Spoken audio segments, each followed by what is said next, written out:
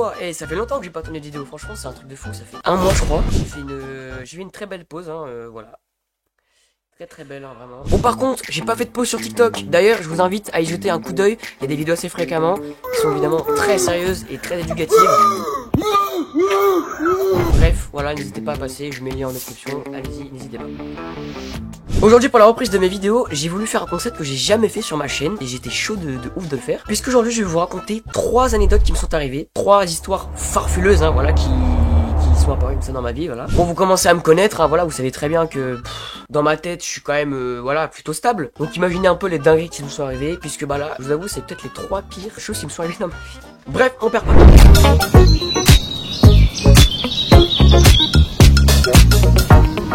Bon, pour la première anecdote, ça s'est passé l'année dernière quand j'étais en classe de 3ème, parce que là actuellement je suis au lycée, je suis en seconde. Donc c'était quand même vraiment il y a pas longtemps du tout. Donc faut qu'on se mette dans le contexte. Je suis en 3ème et ma classe a organisé un voyage en Irlande. Donc c'est un truc qui est super cool en vrai. Genre on va devoir prendre l'avion et tout, on va aller en Irlande. Et en fait en Irlande on va devoir cohabiter avec des gens qu'on ne connaît pas et qui parlent irlandais. Donc anglais en fait, hein, finalement, avec des gens qui ont peut-être la cinquantaine ou des gens en tout cas qui sont voilà, prévus pour ce genre de truc. Et donc en fait on va aller dans un foyer un petit peu. Donc on prend l'avion, tout ça, c'était gay bien. On arrive en Irlande, super cool, c'est génial, il pleut. Bon, en vrai, elle est gay bien la ville parce qu'on arrive à Dublin, c'est la capitale de l'Irlande, c'est gavé beau. On prend un petit bus, il y avait le wifi dedans, c'était génial, il marchait pas. On arrive pour les visites parce qu'en fait, si vous voulez, ça a duré 3 jours et on était là pour visiter un petit peu la ville, les bars, parce qu'on était quand même dans le thème du rugby. J'étais en classe rugby, c'est 2 éléments en fait à prendre. Et le soir, évidemment, on devait se retrouver dans les maisons de gens qu'on ne connaissait pas. Du coup, on est rentré avec eux. On ne parlait zéro mot.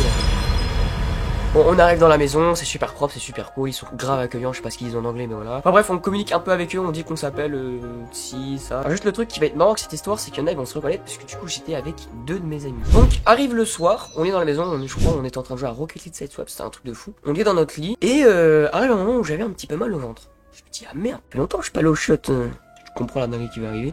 Donc finalement je suis directement dans les toilettes et je me dis putain mais qu'est-ce qui va sortir de mon trou de balle, tu vois, ça me fait un peu mal. Je commence un peu à pousser. Et y a rien qui sort. Je me dis mais merde, attends, mais je suis foutu. Et là déjà premier truc horrible qui m'arrive. Horrible. Il y a la meuf qui est censée nous accueillir du coup dans la maison, donc la meuf qui a la soixantaine hein, avec son mari, qui toque à la porte. Et je crois, je sais plus ce qu'elle m'avait demandé, je me rappelle plus.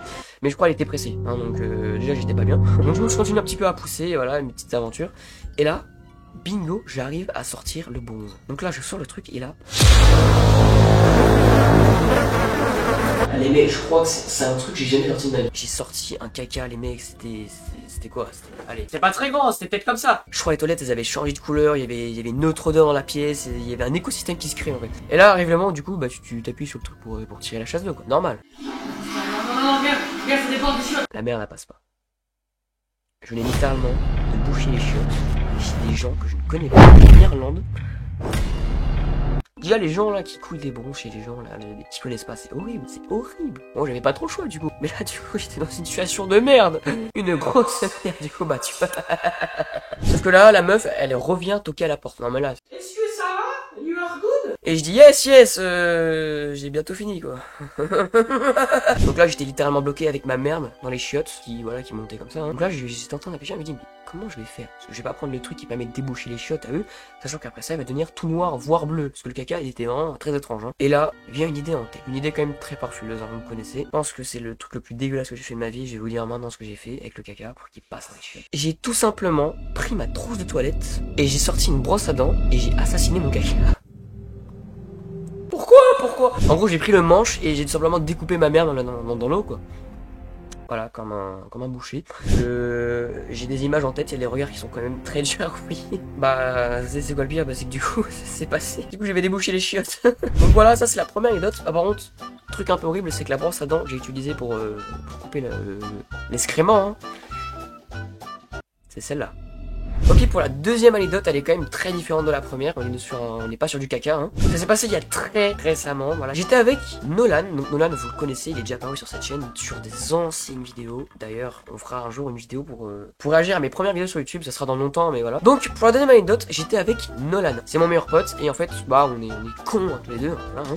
C'est pour ça qu'on est potes, hein. Et évidemment, qu'est-ce qu'on voulait faire? C'est tout simplement sortir en ville. On fait ça souvent pour faire un peu les cons, faire des TikTok, crier dans la rue, voilà, c'est... Chacun ses activités. Hein. Donc on essaie de sortir en ville avec les vélos, tranquillement, voilà, on se balade. Déjà il y a une fête, je sais pas pourquoi. D'ailleurs j'ai des photos, regardez. Il y avait un feu de camp, hein. Il y avait des gobelins, je sais pas pourquoi. Donc évidemment, voilà, on se promène dans la ville, et là, on tombe sur quelque chose de quand même très... Attends, j'ai entendu un truc. Non mais regardez qui c'est qui a mis là. Mais oui, je vais t'ouvrir. Mais oui. Mais vas-y. Oui. Regardez qui est. Mais oui, mon petit chat. Il a juste envie de se barrer là. Aïe aïe aïe. Du coup la vidéo. Donc là avec Nolan, voilà, on se promène en ville avec le vélo et là on tombe sur quelqu'un de... Mais je crois il était demi-mort un peu. Hein. Il était vraiment comme ça. Sur, je crois, un trottoir, un truc, j'ai pas compris en fait. Il était devant sa porte. Voilà, elle était ouverte, grande ouverte. Et le mec, il avait une bouteille, je crois, de bière, de trucs, d'alcool à la main. Il se lève un petit peu et il vient nous voir, il dit « Ouais, vous faites quoi, les jeunes ?» En gros, le mec, il parle dans une langue, je crois que c'est une langue morte, on comprend pas ce qu'il dit. Le mec, il est totalement alcoolisé, c'est gavé dangereux. Mais on est con, on va jouer avec lui.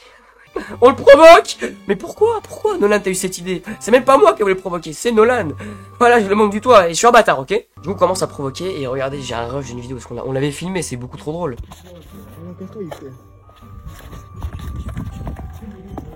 Le mec il commence à se lever, il commence à se vénère. Oh là, il y a un moment, tu vois, ça part un petit peu en sac. Le mec il commence à venir.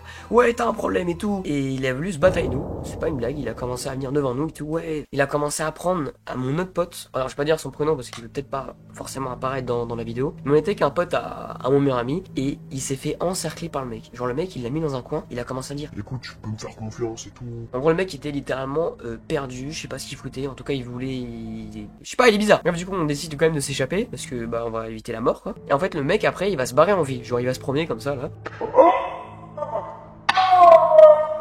Alors déjà que le mec était alcoolisé, bah ensuite bah voilà il avait des problèmes mentaux, donc c'est génial, ça arrange tout. Du coup le mec qu'est-ce qu'on décide de faire? C'est Nolan hein. Décide de le suivre. Bah oui, bonne idée. Commence à tirer des problèmes en 4 secondes et finir en garde à vue après. Donc on essaie de le suivre et tout. Et le mec il fait n'importe quoi, je crois il avait pissé sur une voiture. On était avec quelqu'un je crois. Non il parle tout seul. Il parle aux voitures. C'est une première.